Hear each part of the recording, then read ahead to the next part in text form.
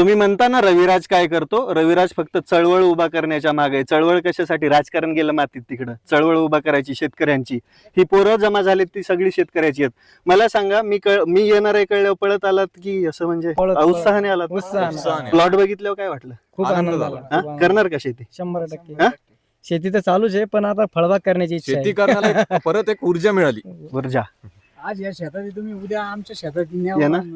नेणार ना नक्की? हो. नक्की. तुमचा टाइम भेटला पाहिजे त्यावेळेस आमच्यासाठी. यांचा उत्साह एवढा आहे, हे ड्रोन घेऊन आलेत मला शूट करायला, मला आणि या प्लॉटला शूट करायला. आणि हे करतोय मी जे व्हिडिओमधून तुम्हाला सांगतोय ना, हे ते जे गिन्यान आहे ना, गिन्यान नाहीये ते, ती चळवळ आहे, तो विचार आहे. आणि तो विचार तुमच्या मनामध्ये ज्या दिवशी बिंबवेल त्या दिवशी बदल घडणार आहे. अहो, हे प्लॉट उभे राहत आहेत, हे प्लॉट असेच नाही उभे राहत. या शेतकऱ्यांची मेहनत आहे, मार्गदर्शन आहे, त्याच्या मागे दिवस रात्रीचं कष्ट आहे. पण ते टायमिंग मध्ये आणि कमी वेळेमध्ये हे